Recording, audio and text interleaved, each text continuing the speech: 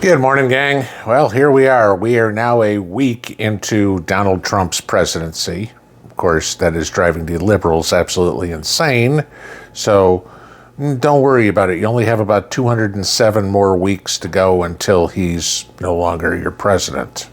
And then hopefully it's J.D. Vance or Ron DeSantis or Vivek Ramaswamy or somebody else who will follow in the footsteps.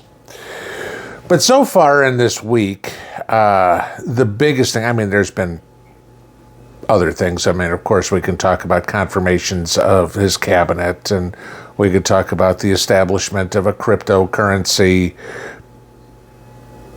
think tank, however you want to put it. Some things. But the big one has been the immigration issue.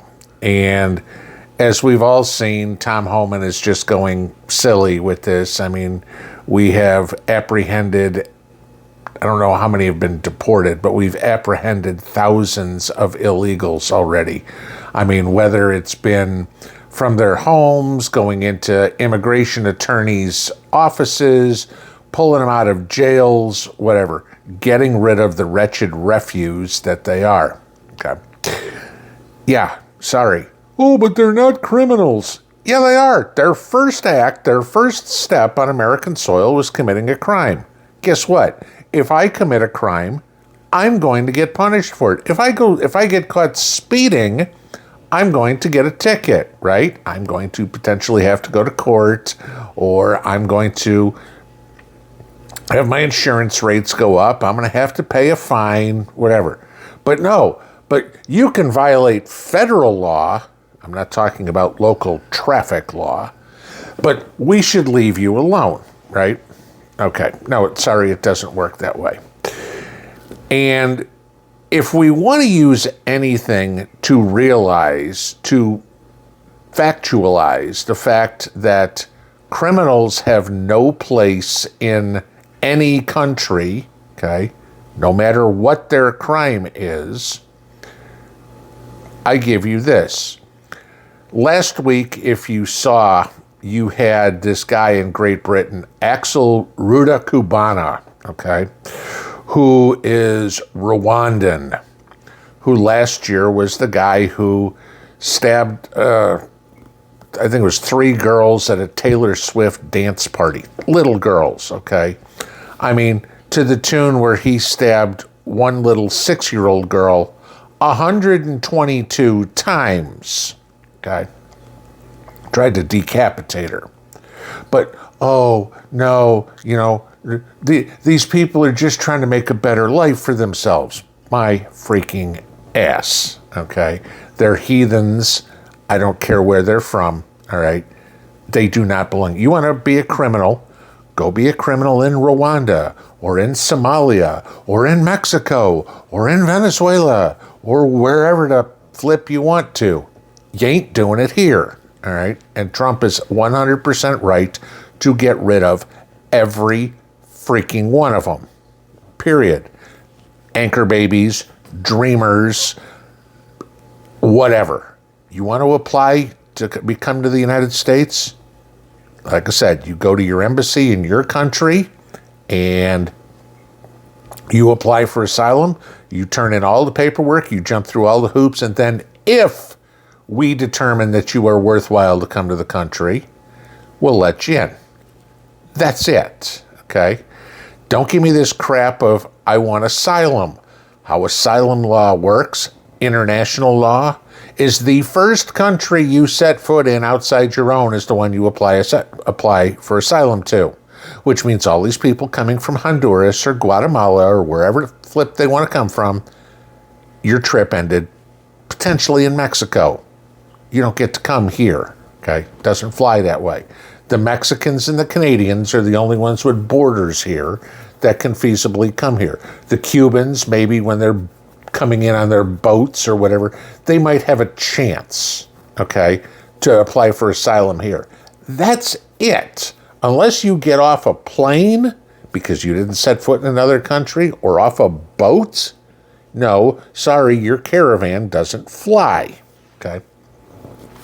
But you go back to crime, and I want to show you this real quick. These are the arrest rates in Great Britain. And this is what we can expect. Let's take a look at this. The arrest rates for British citizens, 12 arrests per 1,000 people. The arrest rate for Somalis, 64.6 for 1,000 people, more than 5 times. Hey, Ilhan Omar, those are your people, okay? And it just keeps going up there. Hey, let's go to Afghans, 106 per 1,000. Let's go to Albanians, 210 per 1,000. No, these people have no business in civilized society. They are backward-ass heathens who, I don't care, they can go back to their own country and kill each other. Fine, you're doing me a favor. Just say that, okay? But this is what we get to look forward to in the United States. And you go back to this 17-year-old kid just before his 18th birthday in Great Britain that stabbed these little girls 122 times. You know, he got sentenced to 52 years in jail. They would have given him life, but he wasn't 18 yet. But why did he stab people? Oh, I don't know. Maybe because it's next to impossible to buy a gun in Great Britain. Oh, so you know what? He didn't go, gee, I can't buy a gun. I guess I'm not going to kill anybody. No, he went and got a knife. Now, any idea what it's like trying to buy a knife? This is the law in England. Quote, buying a knife in England is subject to certain legal restrictions. According to UK government regulations, it is illegal to sell any knife to anyone under 18 years of age. This includes cutlery and kitchen knives. This kid was 17. So obviously, he stole the knife. Okay? Gee, he was a criminal because he got a weapon. What do you think we have going on in, I don't know, say Chicago? You know, can't get a gun there, but hey, you know what? The criminals sure have a bunch of them. This is the idiocy of all of this crap, okay?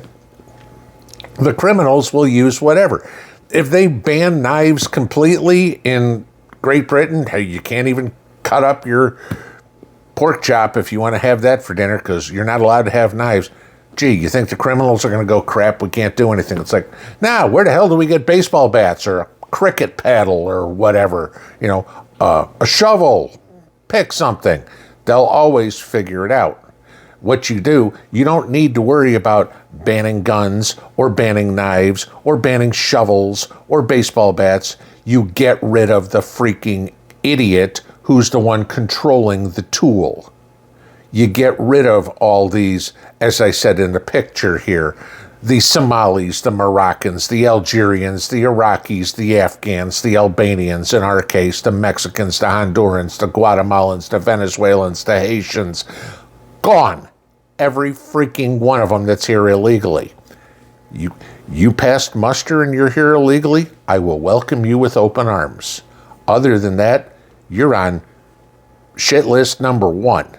You know, there's a phone number out there for anybody that knows somebody, the location of an illegal, to call ICE, and they will come get them. And that number, that phone needs to be blowing up like crazy. You know, you had last week Adam Schiff. It was at the U.S. I forget exactly which cabinet secretary in for hearing, but it was either USDA or something along the lines with farming. And Adam Schiff is in there bitching about who's going to pick all the crops and everything like that. You know, 40% of California's farm workers are undocumented immigrants, illegal aliens, okay?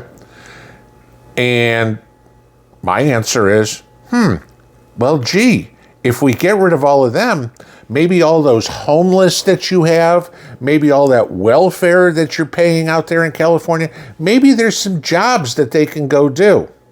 But they don't want to do, Americans don't want to do those jobs, according to Adam Schiff. Okay?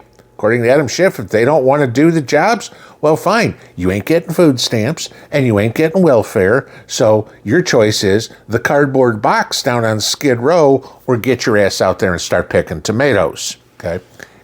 If you want to eat, you will work. You will do something. Okay, maybe you turn to a life of crime. Good, enjoy jail. You can spend the time right next to the guy from MS-13 or Tren de Aragua. Okay, good luck living through that one. You know, okay, pretty boy, let's show you how things work. That's what's going to happen. Okay, it's time to clean the freaking house. Trump's doing it. We do not want to turn into the UK, where at a minimum their immigrant issue is 5 times as likely to commit a violent crime than their own citizens. You know, I'll give you this. I looked this up as best I could, because anybody that believes any sort of the crime figures that have come out of the FBI in the last 4 years under the Biden administration is smoking more crack than Hunter. Okay, but I looked this up. In 2019, the amount of crimes in the United States committed all together. Okay, so this could have been citizens, illegals, whatever, and we didn't have the massive illegal problem then that we have now. Was 3.01 per thousand. Our crime rate was 1/4 of what it was in Great Britain for the British citizens. And Britain decided, hey, let's import the third world. What do you think happens when you import the third world? You become the third world.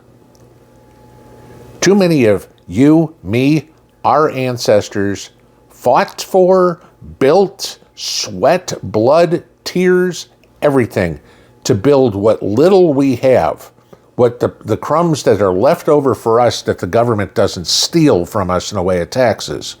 And we eke out our living. Sure, there's some people like Bezos or Gates or whatever that became billionaires. The majority of this country is middle class. The majority of this country, all those middle class people, deserve to be able to walk to the grocery store or walk through a Walmart to pump gas in their car, to go have dinner at a restaurant somewhere and not worry about some Somali or Iraqi or Mexican or Venezuelan coming in and killing them.